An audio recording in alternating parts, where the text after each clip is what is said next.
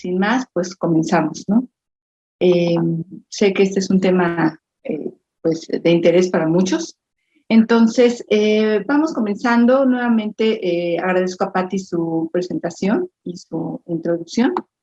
Yo también, bueno, como ya comentó ella, soy egresada y ahora docente del Instituto Juan Pablo II para el Matrimonio y la Familia, parte de la red de Universidades de Anáhuac y fundadora del proyecto Emotional Care, que básicamente somos una, o soy, digamos, Emotional Care es como que, por lo pronto ahorita mi marca personal, ¿no?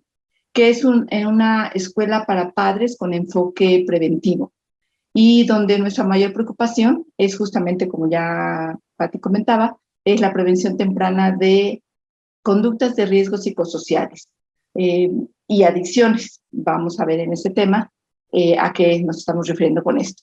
Y pues aquí en esta escuela para padres que estoy pues compartiendo ahorita con ustedes, la idea es que nos estamos basando en las más recientes investigaciones sobre el desarrollo infantil, las neurociencias y los programas de prevención temprana. ¿Ok? Entonces, pues sin más, yo entraría de lleno a esta pregunta, ¿no? ¿Qué cosas son las que nos preocupan a los padres sobre el futuro de nuestros hijos? Yo sé que el tema de las adicciones es una de las cosas que más nos preocupa, pero seguramente hay muchas otras, ¿no? Y por eso ponía yo aquí este reloj, como que cuáles son las cosas que nos quitan el sueño en la madrugada, ¿no? Cuando estamos pensando acerca de nuestros hijos, su futuro, lo que podría ser de ellos, etcétera, ¿no? Entonces, vamos a ver aquí que, a ver, perdón, nada más, disculpen, quiero esconder. Esta barra se ve, no estoy segura si se ve. No, maestra, te estamos viendo bien tu presentación. ¿Bien? Sí. Todo bien, perfecto. Gracias, Pati. Entonces, pues en algunos sondeos, ¿no?, que se han hecho entre papás sobre cuáles son las cosas que preocupan sobre el futuro de los hijos, pues uno es como que el futuro o el proyecto de vida de nuestros hijos se trunque, ¿no? O sea, se quede a medias, no lleguen a lograr esa realización personal, no puedan establecer una relación de pareja pues estable, no llegar a terminar una carrera profesional, no alcanzar independencia económica. Y después vienen también estas otras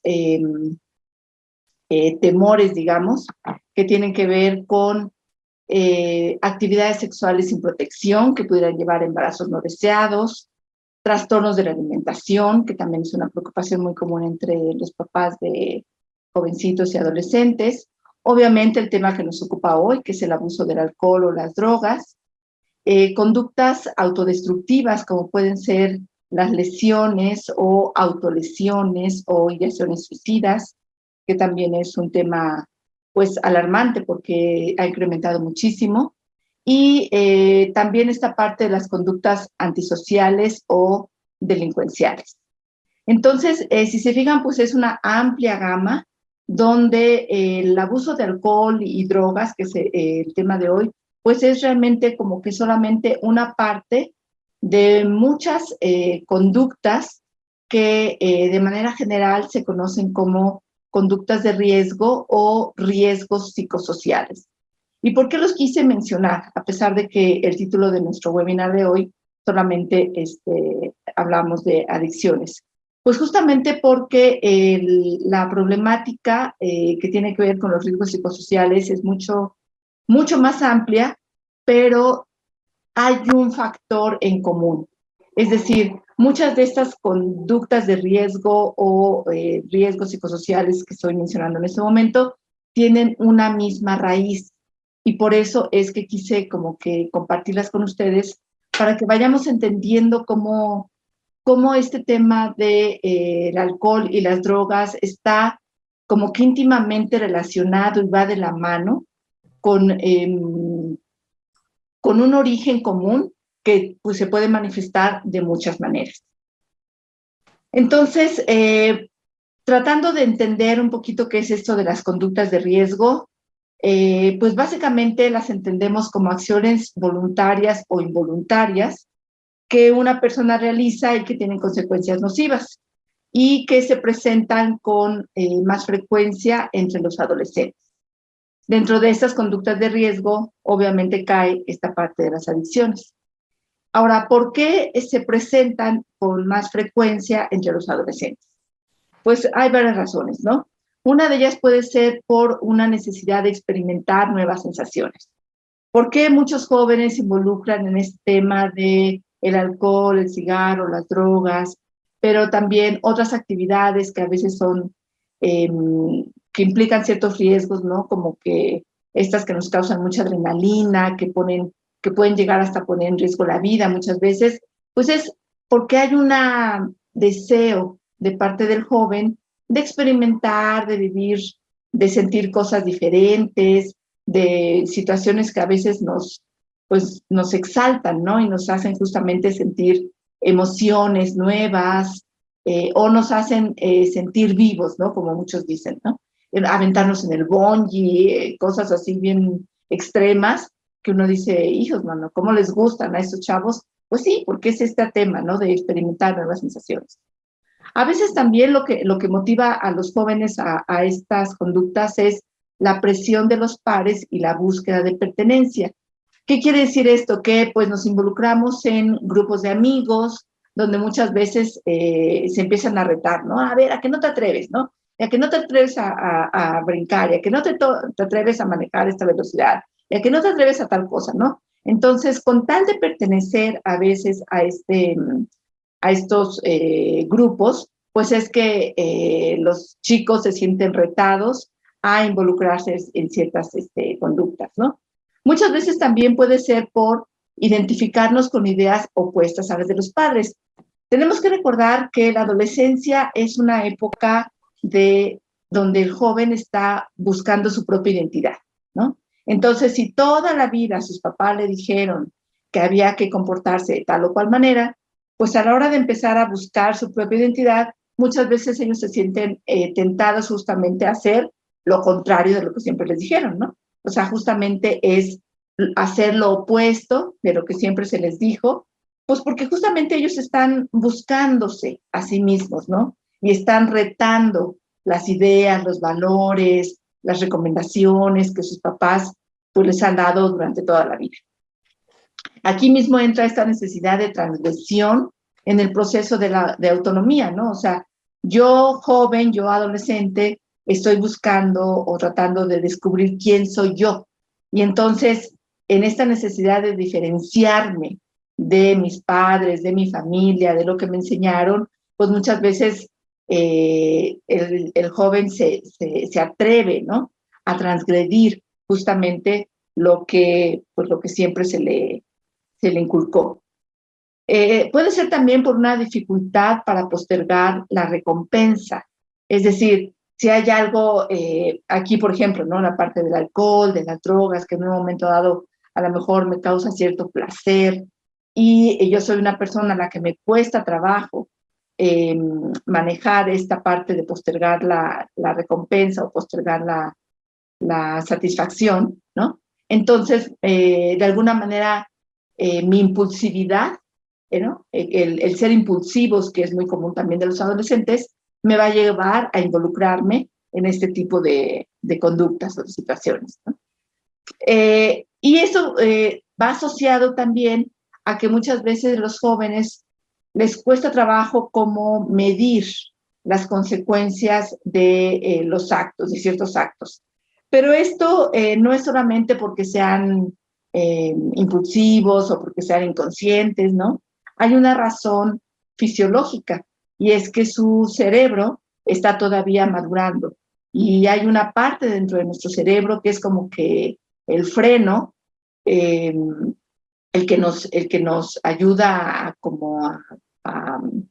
pues sí, a frenarnos de estas reacciones impulsivas o de estas respuestas impulsivas, que es lo que se llama la corteza prefrontal. Nuestro cerebro, de hecho, el cerebro humano, termina de madurar pues más o menos alrededor de los 21 años. Entonces,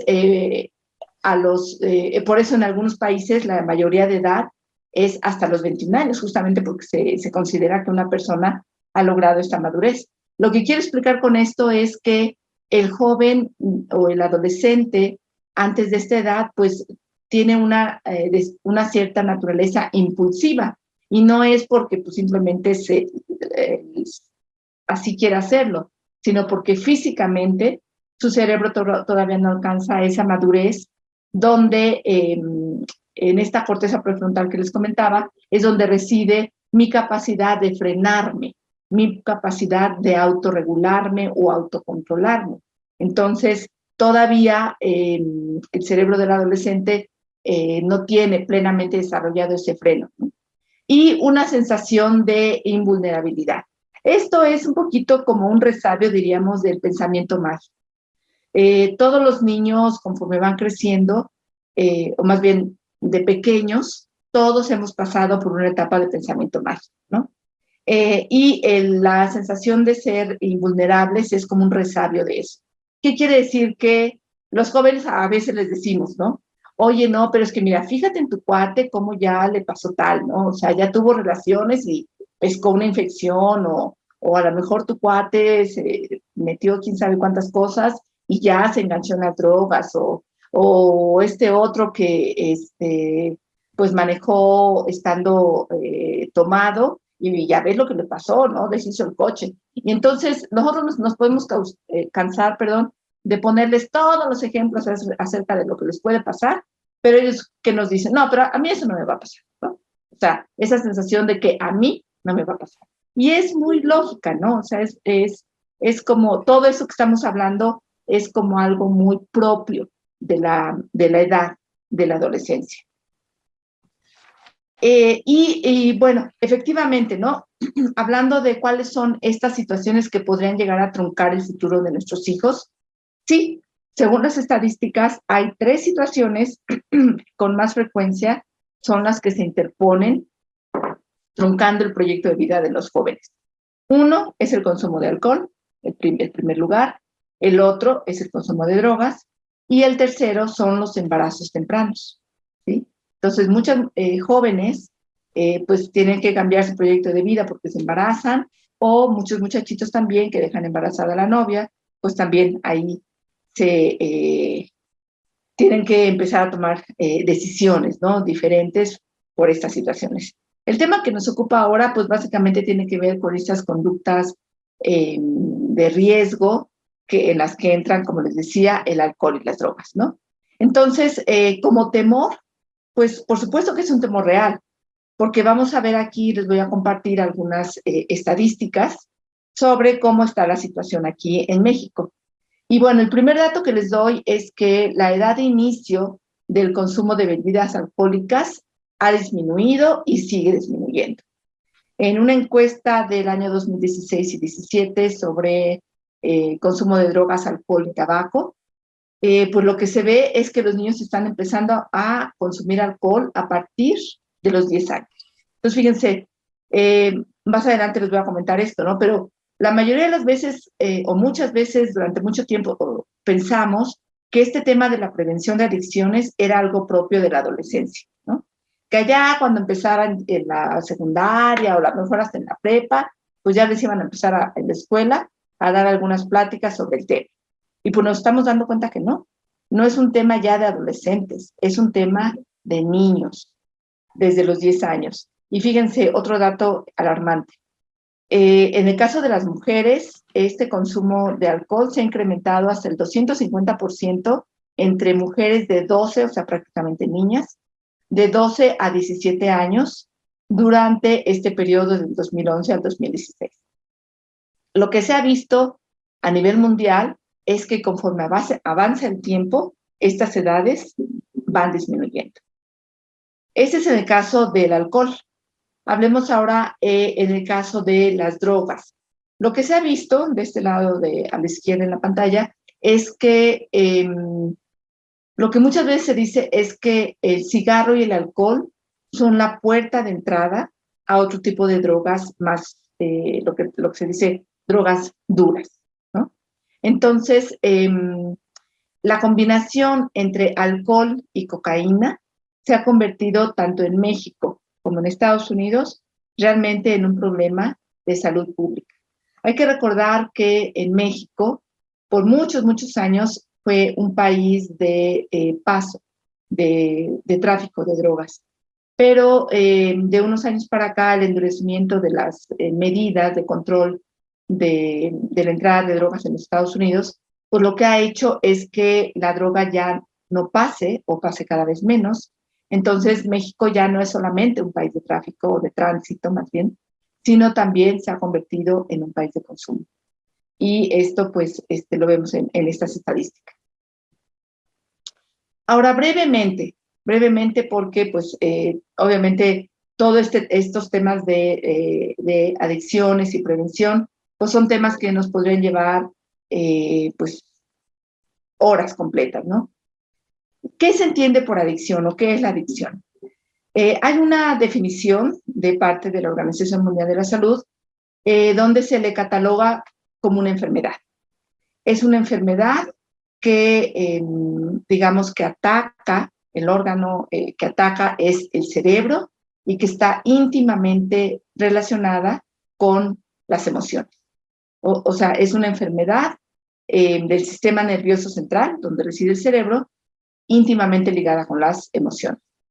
Y que se manifiesta en cualquier conducta que una persona encuentra temporalmente placentera o con la que sienta alivio.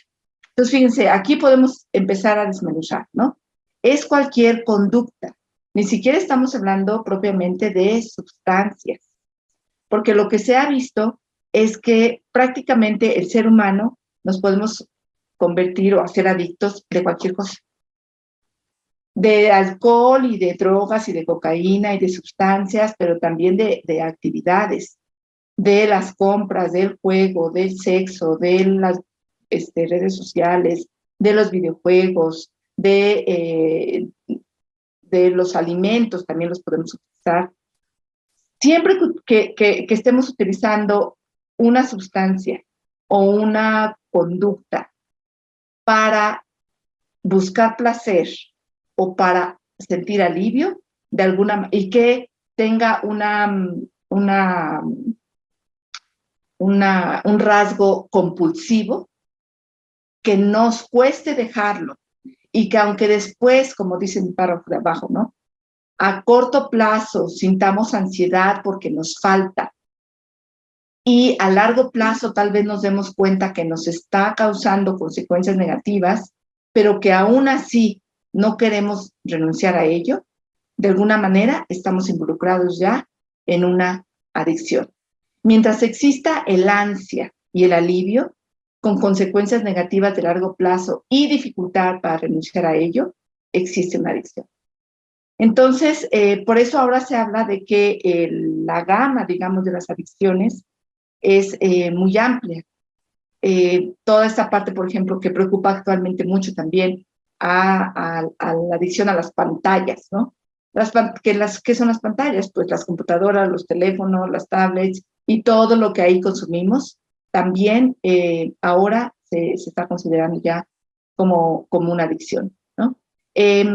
Obviamente sé que van a surgir o podrían surgir muchas preguntas a lo largo de la plática. Si gustan al final, vamos a tener un tiempo para ello. Entonces, bueno, quiero aprovechar aquí esta oportunidad para hablarle también de estos otros riesgos psicosociales que ya les he mencionado. ¿Por qué? Porque, como les digo, todos entran, digamos, como que todos comparten características en común. Creo que son del mayor interés para los que somos papás y papás sobre todo de niños y de adolescentes.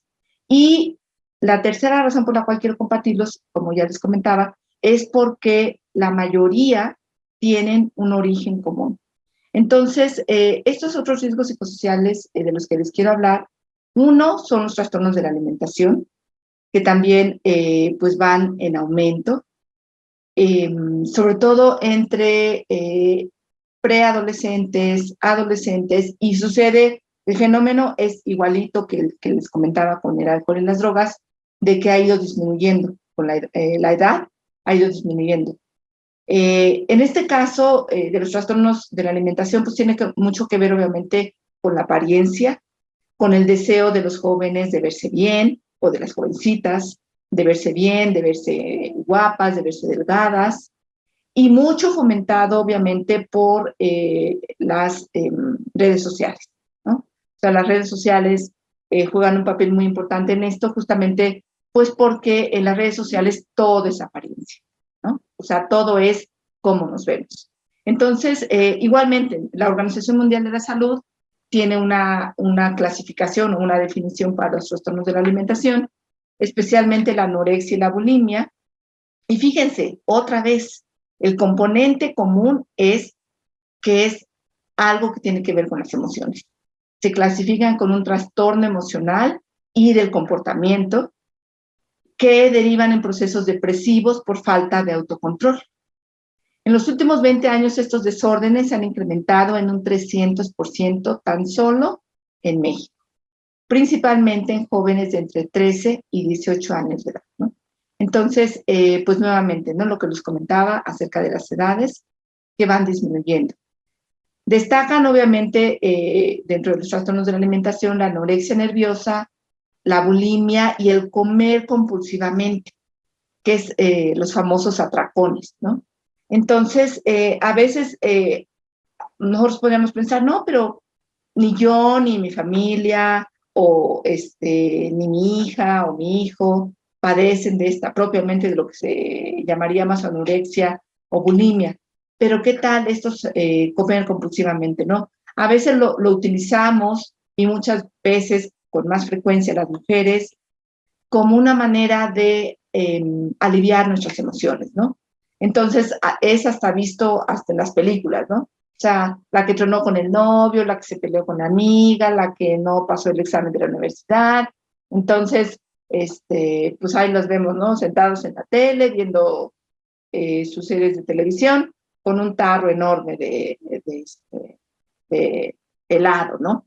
Entonces, hasta socialmente ya se le identifica así, ¿no? Entonces, ¿qué es lo que está pasando con todo esto? Que tanto las pantallas como la droga, como el alcohol, como la comida, como las compras, como muchas de estas cosas se están utilizando como consuelo, como una manera de consolarme cuando estoy triste, cuando estoy deprimido, ¿no? Entonces, sobre eso vamos a ir más allá, ¿no? Afecta principalmente a mujeres en una proporción de 9-1. Estos trastornos tienen la mayor tasa de mortalidad entre las enfermedades de tipo emocional. Fíjense, esto es gravísimo. No tanto porque la persona pues se muera por comer, sino porque la mayoría de las personas que padecen de estos trastornos de la alimentación han intentado suicidarse, ¿no? Entre el 10% con anorexia, el 17% con bulimia, han intentado quitarse la vida. Las autolesiones es un problema, otro problema que seguramente ustedes han escuchado, que está siendo de la mayor relevancia en las escuelas, el famoso cutting, en donde los chicos o las chicas lo practican no necesariamente porque quieran quitarse la vida, sino vamos a ver que tiene igualmente otro componente emocional de desahogo. Las autolesiones han crecido tanto y en tan poco tiempo que es considerada ya la epidemia de la década.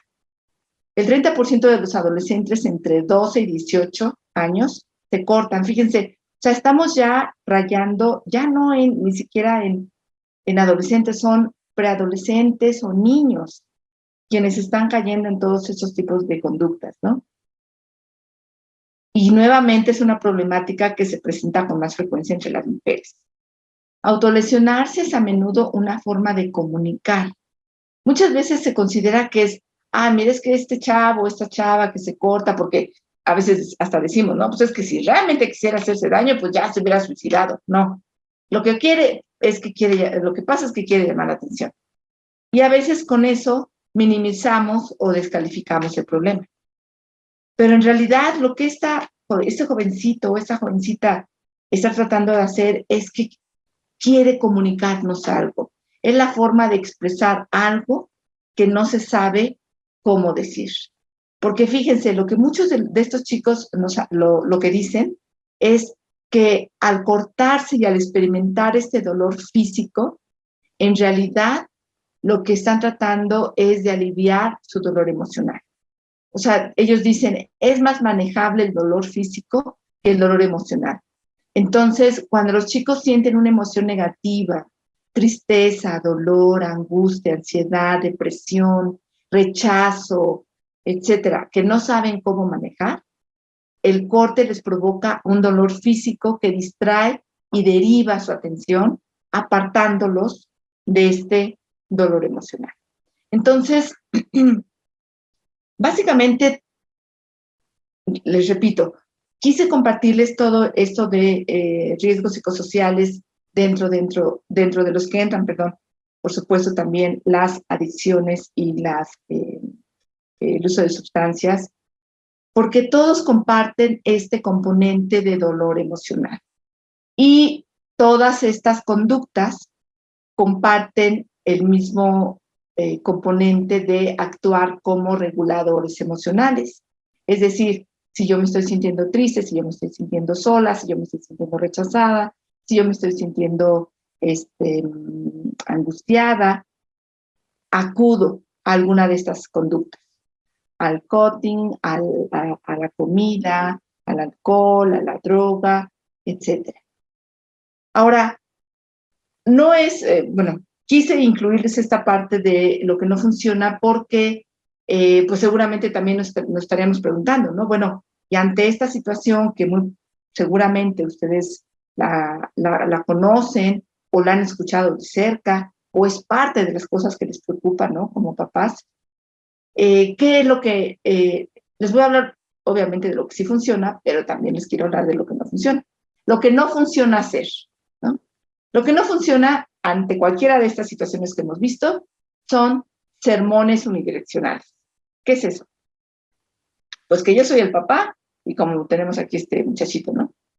Y entonces el papá y la mamá, perdón, empezamos a, perdón por la expresión, ¿no? Pero echarles ahí un rollo de, no, es que no debe ser, tú debes cuidarte, esto está mal, no deberías, pero son unidireccionales, es decir, van de aquí para allá y nunca escuchamos a nuestro hijo, ¿no? Entonces, eso no funciona. Otra cosa que no funciona es el mal manejo de la confidencialidad. Es decir, a veces con trabajos, nuestro niño, nuestro hijo, nuestra hija, se abren con nosotros para compartirnos una situación que están viviendo y nosotros, sin su permiso, ya se la fuimos a contar a otra persona. Digo, por ejemplo, si yo soy la mamá y estoy escuchando que mi hija me está compartiendo algo que la hace sentir mal, y yo le digo, le voy a contar a tu papá, y ella me dice, no, no quiero que le cuentes a mi papá, pues yo la tengo que respetar. Yo tengo que respetar su deseo en ese momento, a menos de que vea que de verdad ella está poniendo en riesgo su vida, yo tengo que respetar lo que ella me está compartiendo. O voy y se lo cuento a la maestra, o voy y se lo cuento al director, o voy. Entonces, ese mal manejo de la confidencialidad tampoco funciona. ¿Por qué? Pues porque de alguna manera estamos traicionando la confianza que nuestro hijo está poniendo en nosotros, a pesar de que se traten de cosas muy delicadas. Como les repito, salvo que sea realmente una situación que ponga en peligro su vida, yo, papá o mamá, estoy, pues, mi deber, digamos, es tratar de respetar esa confidencialidad, a menos que él o ella me permitan podérselo compartir a otra persona, ¿no? Tácticas de intimidación. Pero vas a ver, ya no vas a salir, te voy a quitar el celular, te voy a castigar 3 meses, muchas sanciones que a veces ni cumplimos. Eso es lo peor, ¿no? O sea, hacemos amenazas de que vamos a imponer un castigo que ni somos consistentes con él porque no lo cumplimos, que muchas veces es exagerado porque no es proporcional, ¿no? Con la actitud o con la situación que sucedió, y que la verdad es que muchas veces no funcionan porque nuestros hijos ya no son unos niños chiquitos.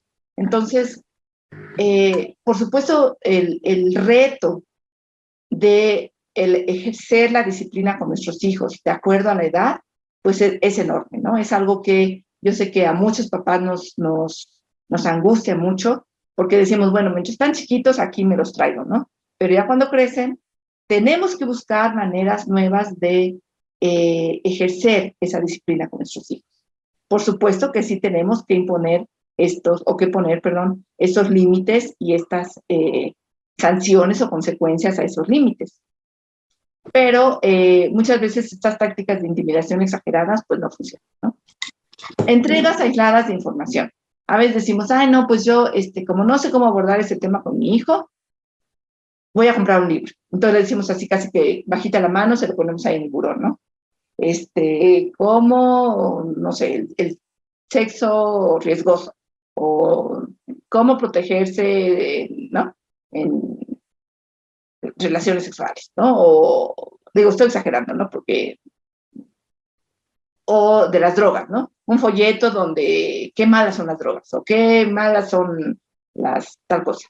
Entonces, les entregamos ahí un folletito, un libro, un algo, o les decimos, mira, vete, este video está buenísimo, habla del tema, pero no hay retroalimentación, no platicamos con ellos, no supimos si lo vieron o no lo vieron, o qué le hizo sentir, o de mi parte como papá, él o ella, qué esperaría de mí, ¿no? Como para trabajar sobre este tema, etc. Y otra cosa que tampoco funciona es la exclusión de opciones de conducta, ¿no? El típico de ya no vas a hacer, o sea, les damos una lista de las cosas que ya no van a poder hacer, pero no les damos opciones de las cosas que sí pueden hacer. O sea, ¿cómo sí? Ya entendí que tú, papá o mamá, me prohibiste un montón de cosas, de las cosas que no puedo hacer, o de las actividades, o de las amistades que ya no puedo ver, pero no tengo una opción de cómo sí, ¿no? Entonces, bueno, eso es simplemente una mini chiquita capsulita que nos puede ayudar sobre estos temas, ¿no? Pero básicamente como el propósito de esta plática es ¿qué podemos hacer para prevenir? Y la pregunta, bueno, es ¿en qué consiste este tema de la prevención temprana? Entonces, retomando un poco la idea que ya les había mencionado, ¿no? Que tradicionalmente hemos pensado que las adicciones se previenen hablando de ellas durante la adolescencia. Pues, ¿qué creen? Que no. O sea, si realmente vamos a esperar hasta la adolescencia para hablar o para abordar el tema de adicciones con nuestros hijos, estamos llegando tarde.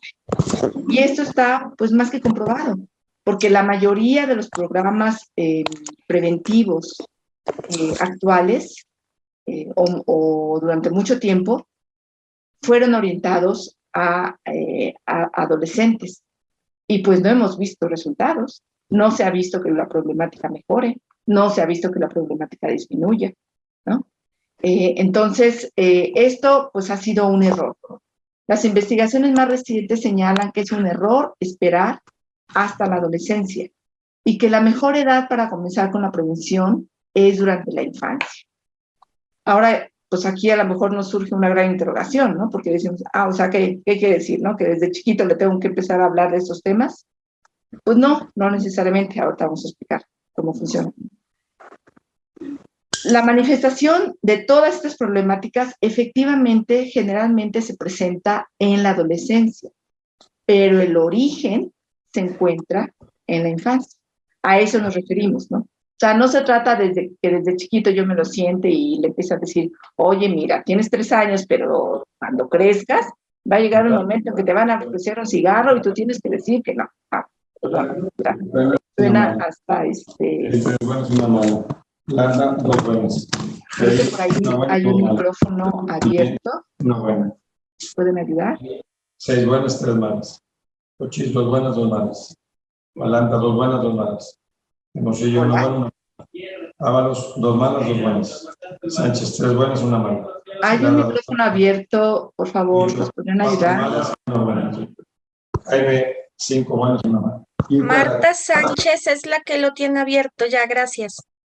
Perfecto, qué amable. Gracias. Ok. Sí, estaba tratando de silenciarlo, pero no lo encontraba. Gracias.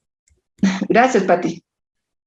Entonces, bueno, decíamos que el origen se encuentra en la infancia y por eso, a eso nos referimos cuando hablamos de la prevención temprana, de que tenemos que empezar a trabajar desde la infancia. Ahora, ¿cómo es que los estudios, los recientes estudios o las recientes investigaciones han llegado a esta conclusión de que todo empieza en la infancia? Bueno, aquí les comparto, por mencionar alguno, que hay muchos, un estudio que ha sido muy famoso que se llama el estudio Minnesota. Es un estudio longitudinal de padres e hijos. Los estudios longitudinales justamente son aquellos que se desarrollan a lo largo de muchos años con las mismas personas. Entonces, este estudio ha seguido más bien a 200, o siguió más bien a 200 niños a partir del año 1975, a lo largo de más de 40 años. Y lo que han visto, o sea, lo que este estudio, en qué consiste, digamos, es en que van siguiendo el desarrollo de las personas, cómo van creciendo, cómo viven, cuáles son esos factores de riesgo o factores de protección, digamos, que existen en el desarrollo y en la vida de las personas, que van llevándolas a vivir de cierta manera y en las que algunas, pues a lo mejor van cayendo en ciertas problemáticas, como estas de las que estamos hablando, y otras no. Entonces, gracias a ello se van identificando cuáles son estos factores de riesgo que pueden causar problemas en el desarrollo infantil y hasta la vida adulta. Entonces, en este estudio, lo que se encontró es que las personas que han sufrido carencias afectivas en la infancia, que no tuvieron una buena relación de apego con sus padres o cuidadores y que no tuvieron o no tienen al momento ya de adultos un buen manejo de sus emociones, son las más propensas a caer en adicción. ¿No?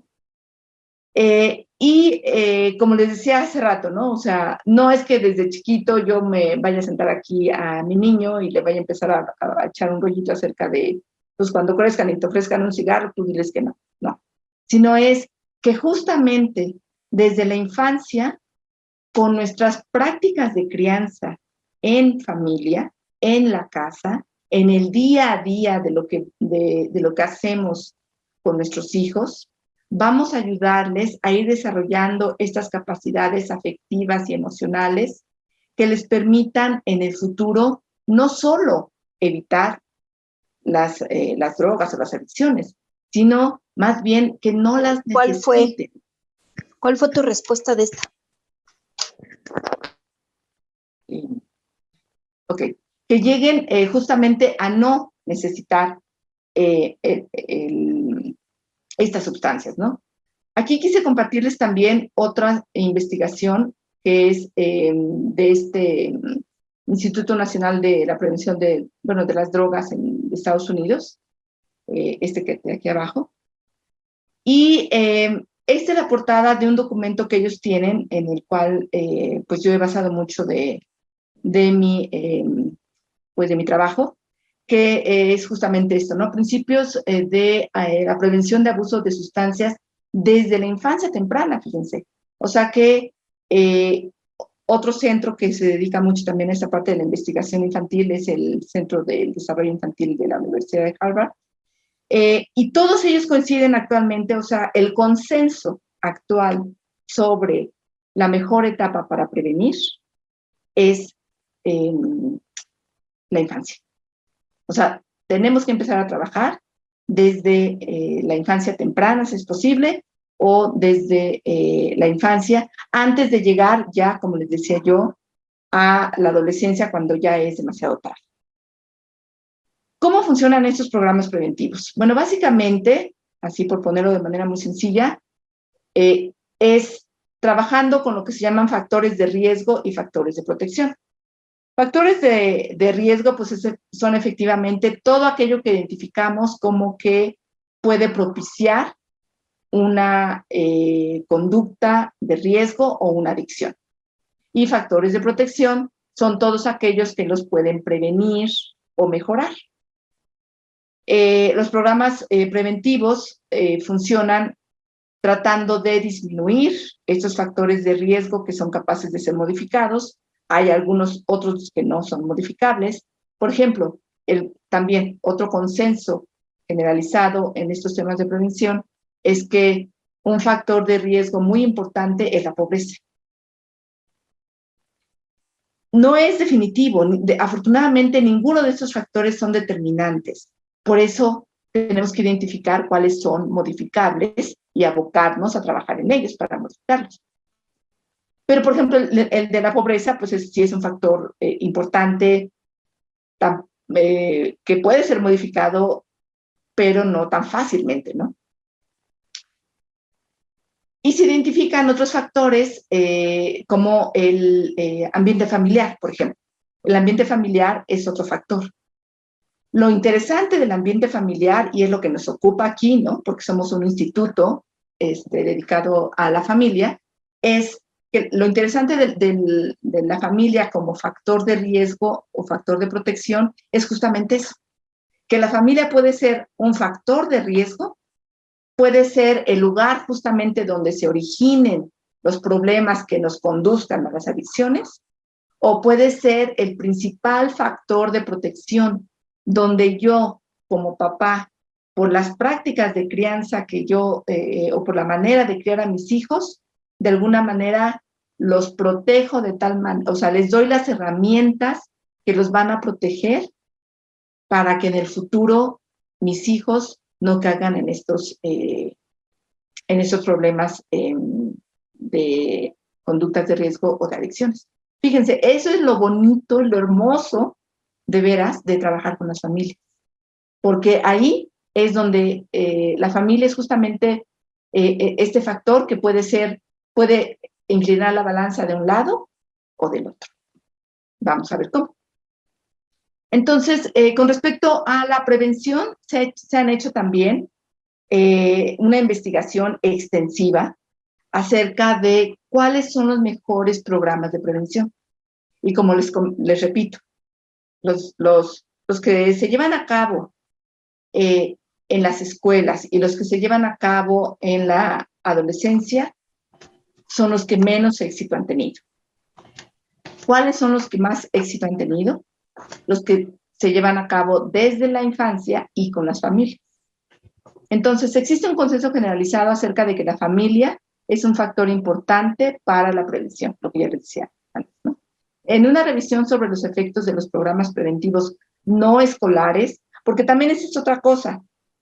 Por mucho tiempo, durante mucho tiempo, muchos años, muchas generaciones, los programas preventivos de adicciones se han delegado a las escuelas. O sea, en casa prácticamente estamos esperando a que a ver allá en la secundaria, en la prepa o a ver en qué año escolar les empiecen a hablar del tema. O sea, los papás muchas veces hemos delegado, pues de manera no muy afortunada, porque la primera responsabilidad está en casa. Pero entonces, como no sabemos hablar sobre el tema, como nos da miedo, como no tenemos la información adecuada, etcétera, etcétera, entonces mejor delegamos a las escuelas para que ellos lo hagan.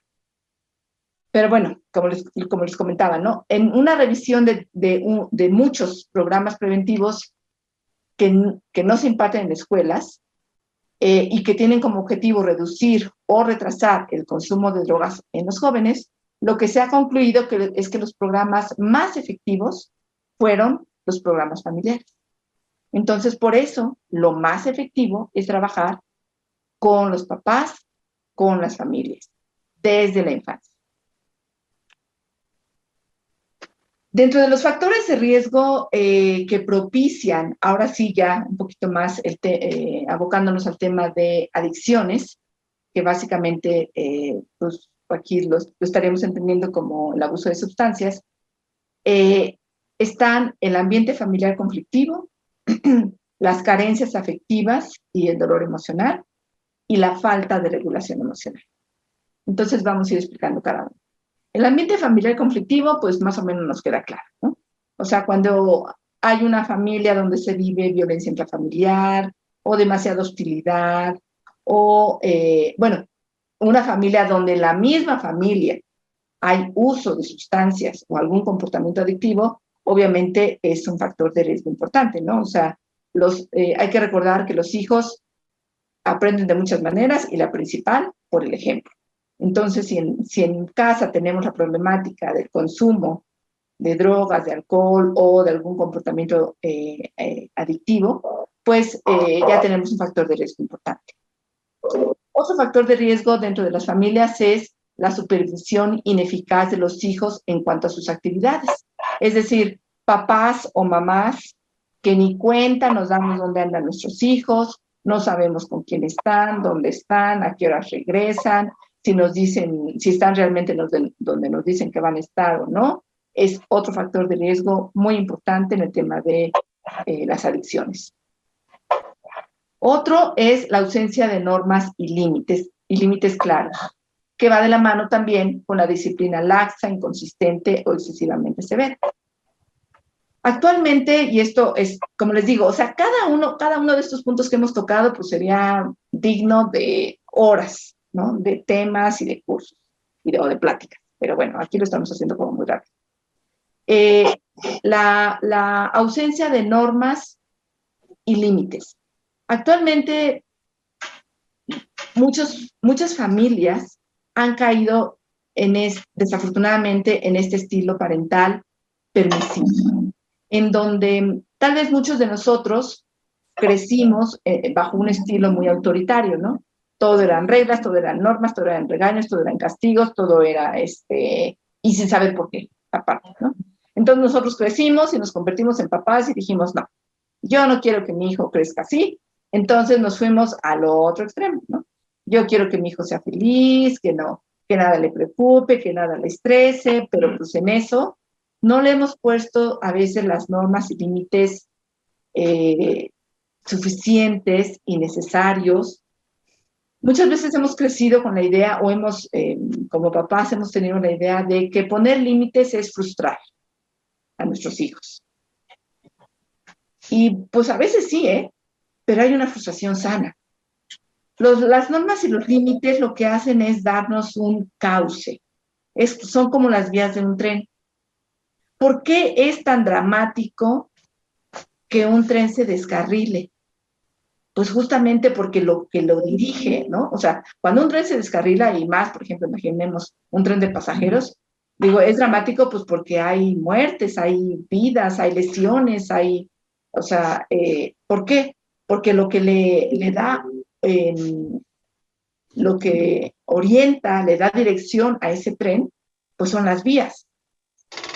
En el momento en que esas vías no funcionan como deben, no existen, están chuecas, están rotas, o algo sucede en la maquinaria del tren que se sale del cauce, pues viene un descarrilamiento.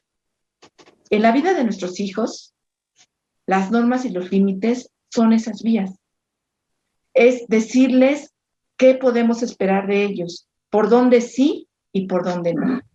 Cuando los niños no tienen claras estas normas y estos límites, no saben por dónde ir, no saben por dónde sí y por dónde no. Y por eso muchas veces esas vidas se descarrilan, porque nunca tuvieron claridad en qué era o sea, una orientación, una dirección en sus vidas, ¿no? Recordemos que los niños dependen totalmente de nosotros, no solamente en sus necesidades físicas, sino en sus necesidades emocionales y en la dirección que nosotros les demos. O sea, los niños aprenden la vida, aprenden a vivir por lo que nosotros les enseñemos. Y se los enseñamos con reglas y con normas, pero también con ejemplos y con experiencias. Entonces, esta falta de disciplina, que a veces decimos, no, pues es que yo no quiero regañar a mi hijo, yo no quiero ser tan regañona, yo no quiero que mi hijo me vea como la bruja o como el malo del cuento. Y entonces, como no queremos que nos vean como la bruja, como el malo del cuento, pues preferimos no poner o no disciplinar, no imponer sanciones cuando no se cumplen las reglas de la casa, ¿no? O bien exageramos y ponemos estas normas excesivamente severas, a veces arbitrarias, a veces inconsistentes, porque un día les decimos, sí, puedes llegar a las 2 de la tarde, otro día les decimos, te puedes ir a quedar con tus cuates a la pijamada, y otro día les decimos, no, no puedes salir porque está prohibido, ¿no? En fin, o sea, nosotros mismos no tenemos esa consistencia con respecto a cómo poner estos normas o límites, o cómo poner sanciones, o imponer ejercer la disciplina. O bien somos excesivamente severos, como ya les comentaba hace rato, ¿no? Que a veces ponemos normas que son tan severas que ni siquiera las vamos a poder cumplir. Entonces, ese es, digamos, un factor de riesgo, ¿no? El ambiente familiar. Otro factor de riesgo, decíamos, son las carencias afectivas. Y aquí sí me quiero detener porque también está ya muy estudiado este tema de las adicciones y su relación con las heridas emocionales de la infancia. O sea, hay una relación directa entre desarrollar adicciones en la vida adulta, como jóvenes adultos, a haber sufrido ciertas problemáticas durante la infancia. Relaciones pobres entre padres e hijos, es decir, malas relaciones, donde no hubo afecto, donde no hubo, o tal vez lo hubo, pero no se expresaba adecuadamente, donde hubo críticas, donde hubo humillaciones, rechazos,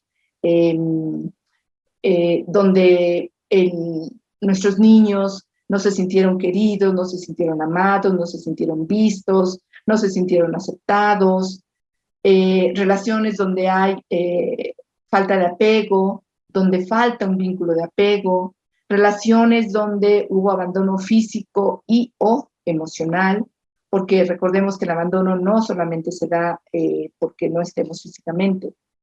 A veces el abandono que más duele es cuando los padres están presentes físicamente, pero ausentes emocionalmente, ¿no? Yo sé que aquí podríamos tener todo tipo de argumentos, ¿no? Papás que trabajan, papás que tienen horarios muy extraños en sus trabajos, que no les permiten pasar mucho tiempo con sus hijos, papás pues que a lo mejor son papás o mamás solteros, que si no son ellos quienes trabajan y salen adelante, pues no tienen quien más lo haga, que tienen que dejar a los hijos mucho tiempo solos, etcétera. Sí, eso todo lo entendemos. Pero hay maneras, ¿no? Hay maneras, y de eso se trata, de que estos abandonos no dejen huellas o huellas tan profundas en los hijos al grado de causarles heridas emocionales que después, ¿no? Todos estos huecos y todas estas carencias, lo que va a venir a llenarlas, a regularlas, a distraerlas, a aliviarlas, van a ser las drogas, el alcohol, todas las conductas de las que ya hablamos, ¿no? Obviamente, otro riesgo importante en este tema de las carencias afectivas es el maltrato o el abuso, ¿no? El maltrato que igualmente, ¿no? Puede ser físico, maltrato o abuso que puede ser físico o emocional, ¿no? No solamente son los golpes. A veces, como dicen, ¿no? A veces las palabras duelen más que los golpes. Entonces, toda esta situación en donde los niños crecen con carencias afectivas, pues es un factor de riesgo también muy importante para el desarrollo de adicciones, ¿no? Y el número 3, que les digo, de veras, se lo estoy poniendo así en una súper capsulita porque son temas amplísimos, es la falta de regulación emocional, ¿no? Entonces aquí les quise poner en esa ilustración a este papá o este adulto, ¿no? Tirado en el suelo haciendo su berrinche así como los niños. ¿Por qué? Porque un factor muy importante que detona también el que nos enganchemos fácilmente con las adicciones es la falta de regulación emocional. ¿A qué nos estamos refiriendo con esto? A que todas las personas vivimos, experimentamos emociones intensas. Las emociones no son ni buenas ni malas. Lo que es bueno o malo en algún momento dado es lo que nos llevan a hacer o lo que hacemos con ellas, ¿no? Pero cuando estas emociones son muy intensas, necesitamos saber manejarlas. ¿Y dónde es donde aprendemos a manejarlas? En casa. Ahí es donde tenemos que aprender, ¿no? ¿Quiénes son quienes nos tienen que enseñar a manejarlas? Nuestros papás. Y fíjense que estoy hablando de manejo. También se usa la palabra gestión de las emociones.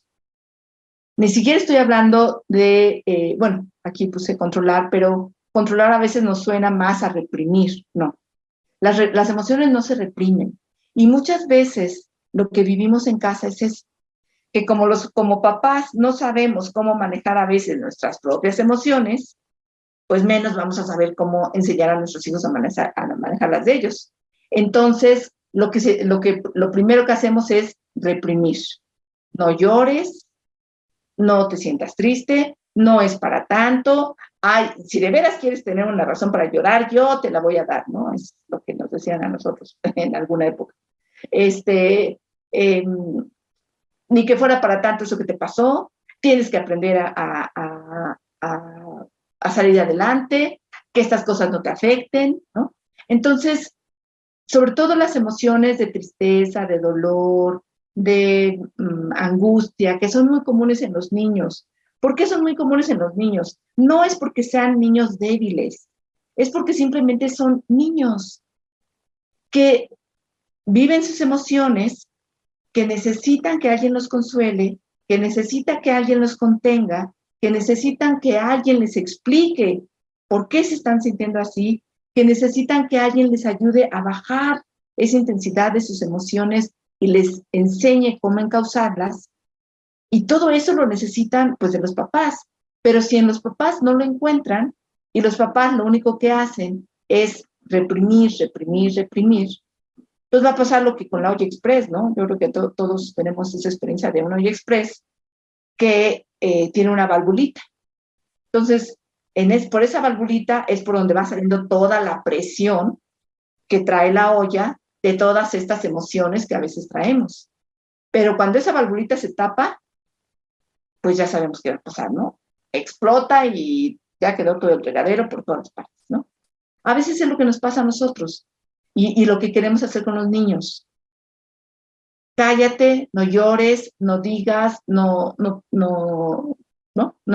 te pongas triste, no, o sea, como no sabemos cómo manejar sus emociones, las reprimimos. Pero entonces ese niño nunca aprende a manejarlas.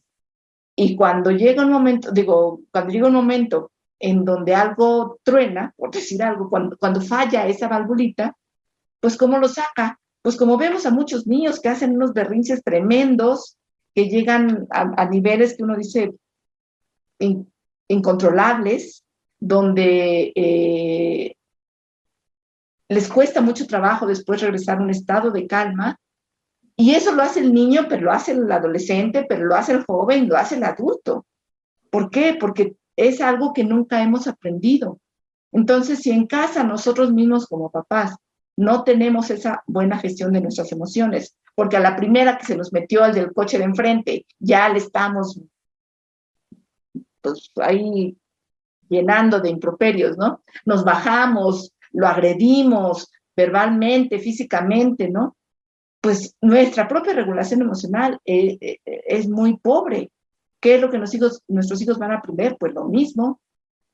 Y igualmente que nosotros lo hacemos tal vez, a la primera de que me siento, es que me fue pésimo en el trabajo y mi jefe me gritoneó y estoy furiosa o estoy furioso, a la cerveza, a la comida, al cigarro, a la compra, al juego, ¿no?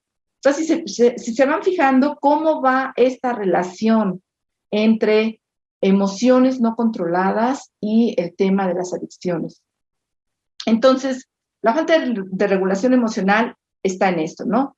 Y una hiperreactividad emocional, es decir, reaccionamos de manera exagerada, nos cuesta controlar las reacciones que tenemos de nuestras emociones y hay un desbordamiento o bien hay un aplanamiento, ¿no?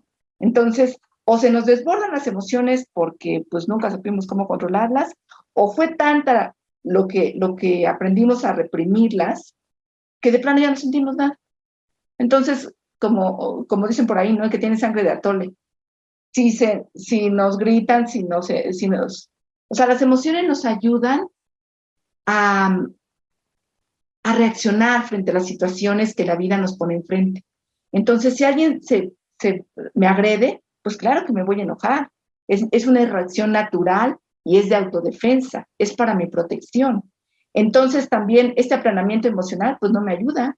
¿Por qué? Porque si yo no sé reaccionar ante una agresión, pues entonces voy a ser blanco fácil de cualquier situación, ¿no? Entonces, bueno, aquí, como les comento, nos podríamos súper profundizar. Pero bueno, esto se los quiero poner simplemente para que entendamos cómo estas tres situaciones de este ambiente familiar conflictivo en casa, estas carencias emocionales en familia y esta falta de regulación emocional nos ponen o nos pueden llegar a poner en una gran vulnerabilidad emocional. ¿A qué nos referimos con esto? Cuando una persona crece con heridas emocionales. No te puedo poner a little bit porque no te hace nada y solo te queda un parche. Gracias. Cuando una persona crece con heridas emocionales, porque en su familia vivió lo que ya mencionábamos, ¿no? Abandono, rechazo, desamor, inseguridad, humillación, indiferencia, en fin. No se sintió amada, en pocas palabras, ¿no? Y además no tiene una buena capacidad para regular sus emociones, por esta que explicamos anteriormente, el riesgo de caer en adicciones se incrementa, pues al encontrarse tan vulnerable emocionalmente, podría acudir al consumo de sustancias o comportamientos adictivos para aliviar su dolor emocional o su estado emocional alterado. Aquí les puse un esquemita que pues yo le puse así, ¿no? Las adicciones como reguladores emocionales. Les decía hace rato que muchas de estas conductas que ya les mencionaba, los trastornos de la alimentación, las autolesiones, el consumo de alcohol, de drogas o cualquier otra adicción, tienen como que siguen, digamos, este caminito, ¿no? Entonces, ya hablamos acerca de heridas de la infancia, ¿no? Y bueno, aquí les hago un pequeño paréntesis. Hay un estudioso de las adicciones, un doctor canadiense, su nombre es Gabor Maté, y él ha trabajado muy de cerca en el tratamiento de personas adictas. Y él es una de las personas que más habla acerca de este tema de las heridas, de la relación entre heridas de la infancia y las adicciones. Y lo que él dice es, no es determinante, como les decimos, ¿no? O sea, no todas las personas que tuvieron infancias difíciles necesariamente van a desarrollar una adicción. Lo que sí se ha visto casi de manera pues inequívoca, digamos, es que la mayoría de las personas, o gran parte, o todas las personas que han sufrido, que son adictas, perdón, han tenido infancias difíciles, o sea, han sufrido heridas de la infancia. Entonces, ponemos aquí este punto de partida, digamos, ¿no? ¿Qué es lo que nos causan estas heridas de la infancia? Dolor emocional, que se traduce, que ese dolor emocional, cuando vivimos, o sea, situaciones de angustia o de estrés, van a actuar como detonadores. Lo que viene después es un desbordamiento emocional, como ya decíamos hace rato, ¿no? O sea, hiperreaccionamos ante una situación que no podemos controlar porque nos falta una autorregulación emocional, y entonces acudimos a un regulador externo. Regulador nos referimos a algo que me tranquilice, algo que me alivie, algo que me ayude a bajar la intensidad de mi emoción y que me ayude a recuperar mi estado de calma. Entonces, esa regulación, en lugar de proporcionárnoslas nosotros, como debería ser la manera sana, la buscamos fuera. Y entonces, como les decía, ¿no? El alcohol, la droga, la cerveza, la comida, etcétera, etcétera. O el pork, las lesiones. ¿Qué es lo que encontramos ahí? Un alivio temporal. ¿Qué va a pasar cuando yo me vuelva a sentir así, en una situación de estrés o angustia, que no sé manejar y que se me vuelva a desbordar la emoción? Pues muy probablemente vamos a empezar a circular por este circuito, ¿no? Se empieza a hacer como un círculo de una conducta en donde aprendo de alguna manera que mi manera de regular las emociones es esta, ¿no? a través de una regulación externa, a través de conductas o sustancias. ¿Qué pasa cuando en algún momento dado esa conducta o esa sustancia me falta porque ya mi cuerpo la necesita o porque esto ya se convirtió en una adicción? Esa misma falta o esa misma carencia se puede llegar a convertir en otro detonador que me lleve a repetir este ciclo. Entonces, ya para ir cerrando el tema, ¿no? Hablamos de que las heridas de la infancia nos causan un dolor emocional que nos pueden hacer propicios o propensos a buscar estos reguladores emocionales. Actualmente, yo les comentaba pues que aquí en este programa, pues hemos tratado de basarnos en las investigaciones más recientes. Y ahora tenemos de nuestro lado una herramienta más, que son las neurociencias. Entonces, las neurociencias lo que han hecho en realidad es que han venido a confirmar muchas cosas que ya sabíamos a través de la psicología, pero que ahora las hemos podido ver y constatar cómo suceden físicamente en nuestro cerebro. ¿Por qué? Porque gracias a los estudios de imagen, como son las resonancias magnéticas y todos esos estudios, hemos podido ver cuando estamos bajo ciertos estados emocionales, qué partes de nuestro cerebro son las que se activan. Y en el caso de los niños pequeños y de la crianza, porque finalmente todo esto que les estoy compartiendo es porque al final donde tenemos que aterrizar, como ya se los había comentado, es en las prácticas de crianza dentro de la familia. Entonces, ¿qué pasa cuando los niños pequeños viven bajo situaciones de temor, de angustia o de desamor, ¿no? Siendo bebés, sobre todo los bebés pequeños, ¿no? Su cerebro empieza a producir grandes cantidades de cortisol, que es la hormona del estrés.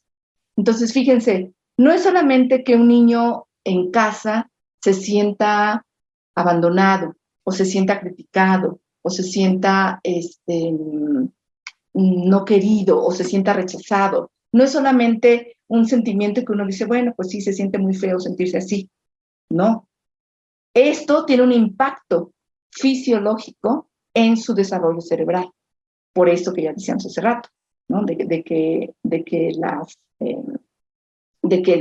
se empieza a producir grandes cantidades de cortisol que afectan el desarrollo de las conexiones neuronales. Las conexiones neuronales son esas sinapsis. Es este dibujito del lado izquierdo, ¿no? Esas son las neuronas, y cómo tienen patitas que se van conectando, y no hay una etapa de la vida en donde nuestro cerebro se desarrolle más rápidamente que la infancia temprana, de 0 a 3 años. Y de hecho, ninguna como en el primer año. Entonces, por eso se dice que las bases de todo lo que vamos a hacer en la vida se ponen, el fundamento físico en nuestro cerebro se pone en esa etapa. Si nuestro cerebro es estimulado, se van a crear muchas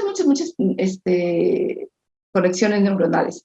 Si nuestro cerebro no es estimulado o es estimulado de manera negativa, como decíamos ahorita, por el temor, por el miedo, por el rechazo, esas conexiones se van deshaciendo. Entonces, cuando esta sensación de este estrés, de este miedo, de este crecer en un hogar donde constantemente me siento dolido, me siento rechazado, me siento abandonado, me siento que no me cuidan, que no me quieren, este estrés se convierte en un estrés tóxico que pone al niño en un continuo estado de alerta y de hipervigilancia, ¿no? O sea, el niño siempre está así, a ver qué me va a pasar, a ver si mis papás van a estar o no van a estar, me van a cuidar, me van a regañar, a ver con qué vamos a salir ahora, ¿no? Altos niveles de cortisol en el cerebro impactan negativamente en la creación de conexiones neuronales, afectando el sano desarrollo psicológico, emocional y cognitivo. En particular, lo que ya les comentaba yo al principio, el desarrollo de la corteza prefrontal, que es esto que tenemos aquí en la frente, arriba de los ojos, responsable del control de impulsos.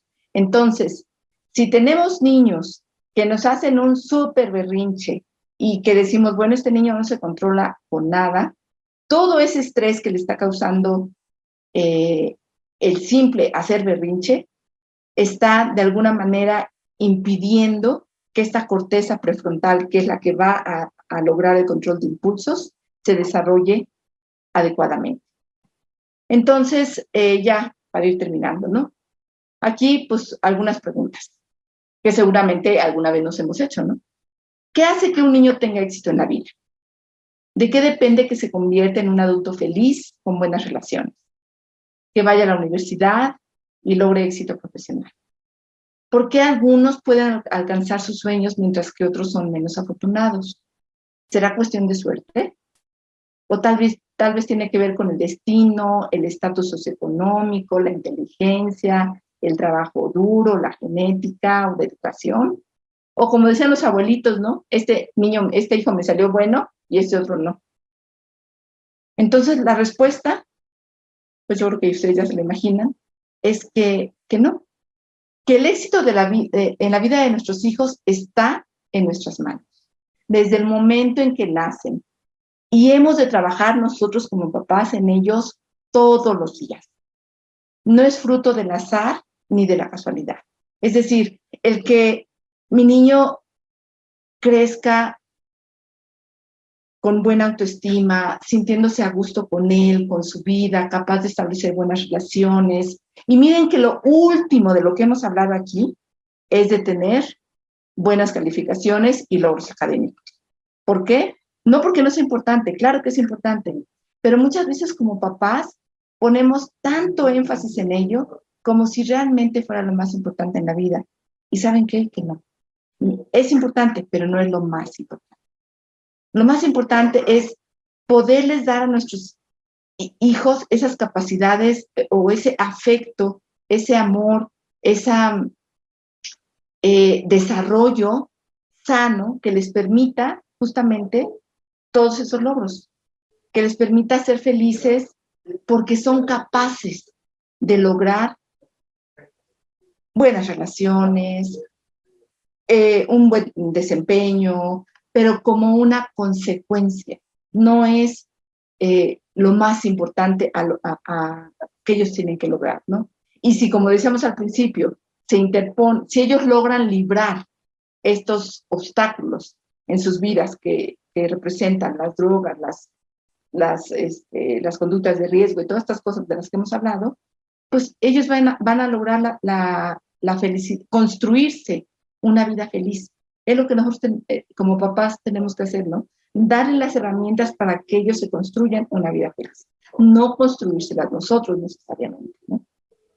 ¿Qué podemos hacer nosotros como padres? Bueno, desde el punto de vista de la prevención temprana, que es el tema del que estamos hablando, número 1, brindar a nuestros hijos una crianza lo más sana posible, evitando causarles heridas que les provoquen dolor emocional. ¿Cómo?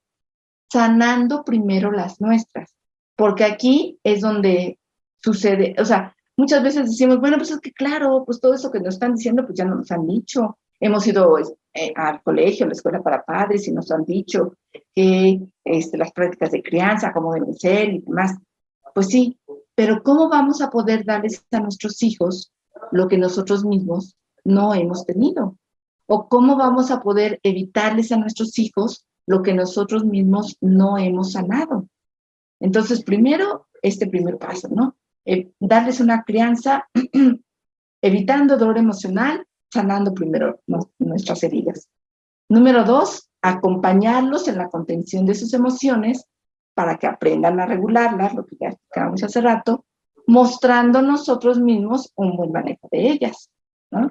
Actualmente seguramente ustedes han escuchado el término, y ya muchas escuelas afortunadamente lo manejan, de esta educación emocional o inteligencia emocional.